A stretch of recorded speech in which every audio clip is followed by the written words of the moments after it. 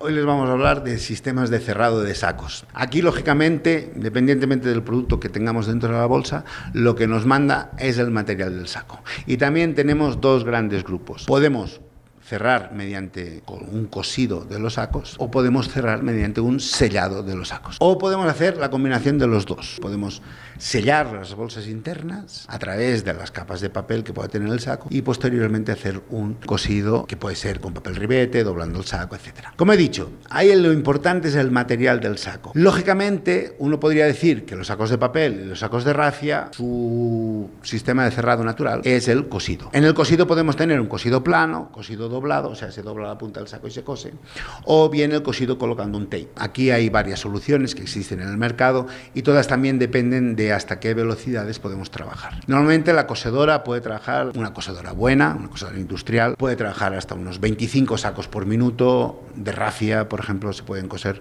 perfectamente. No así de papel, porque con papel podríamos trabajar quizás a menos por el tema de la rigidez del papel, del tipo de aguja, se calientan las agujas a la hora de hacer los agujeros, etcétera, ¿no? Y para sacos de polietileno, para sacos soldables, lógicamente se van a trabajar con sistemas de sellado térmico, que pueden ser por impulso o sellado en continuo. Luego tenemos un mix, que sería más o menos un mix, pero estamos hablando de sacos de papel, en definitiva, que son los sacos que traen una franja, una zona, con un hot melt ya aplicado por el fabricante.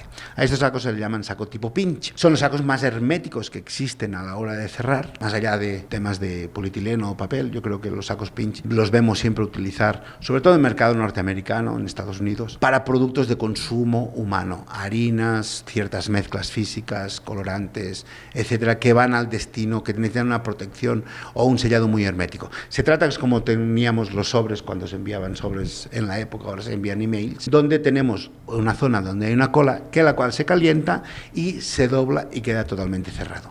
Estas bolsas, por ejemplo, para leche en polvo, además, tienen un liner interior, porque tenemos que tener una barrera adicional al producto, para evitar no solamente proteger el producto, evidentemente, pero para evitar cierta higroscopicidad o contaminación del producto que podamos tener. Entonces, saco pinch normalmente se utiliza para productos de alimentación humana. Algunos detalles de vitaminas o cosas similares o productos relativamente caros que también se han envasado en sacos tipo pinch. Por la regla general, o bien cosemos o bien sellamos. Entonces, a la hora de coser tenemos que tener en cuenta varias cosas. Primero, el hilo. Todo el mundo dice que el hilo no es importante. Bueno, pues si te falta el hilo, dejas de embolsar, ¿sí? Por tanto, el hilo es un elemento importante a tener en cuenta. Tiene que ser un hilo de calidad, un hilo que no se rompa, un hilo que tenga que tener unas características físicas, por ejemplo, de 5 cabos, bien trenzado, un hilo de poliéster. Ese hilo, y al coser, hacemos un agujero. Ese agujero, por ese agujerito tan pequeño que tiene la aguja, puede entrar humedad. Por tanto, se puede hacer el saco que se doble y en vez de tener 2 capas, tener 4 capas de cosido.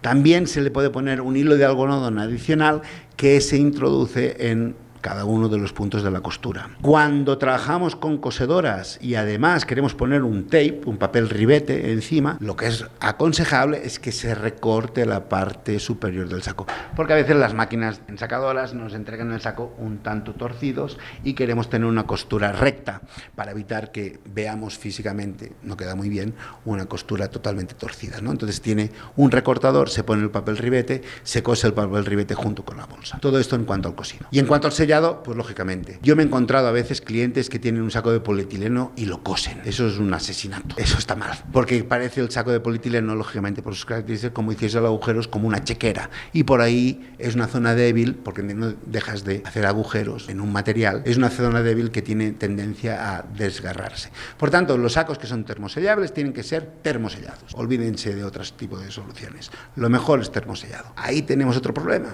que como son sacos de polietileno, contienen electricidad estática, a veces atraen el polvo en suspensión, se queda entre las 2 capas de polietileno y a la hora de sellar, como la zona está contaminada, las 2 capas no pegan. Y al no pegar, pues tenemos que tener un sistema de limpieza previo, o como me decía mi sargento cuando hice el servicio militar, cómo limpiar el fusil, la primera norma es no ensuciarlo. Por tanto, la primera norma que tendríamos que tener para la hora de sellar el saco es no ensuciarlo, y en eso tiene mucha importancia el colocador automático de sacos. El sellado puede ser por impulso, o sea, llega el saco, se detiene y se hace un impulso eléctrico, con lo cual se levanta la temperatura y por fusión se juntan las 2 capas de los sacos, o puede ser un sellado en continuo. Ahí tenemos 2 también soluciones posibles. O bien calentamos la zona con un ventilador y una resistencia, focalizando en un punto, y luego tenemos dos ruedas que van girando y van pegando las bolsas. O bien tenemos una banda, es una banda de teflón relativamente larga, donde va unas resistencias, y a medida que va pasando el saco se va calentando y se va sellando también con esas dos ruedas para hacer esto de aquí. Por tanto, tenemos un montón de sistemas que van a depender de, sobre todo, el material del saco. Tenemos los dos grandes grupos, cosido o sellado, y en eso depende de los productos y todo lo que queramos poner, velocidades, etcétera. Sígueme para más.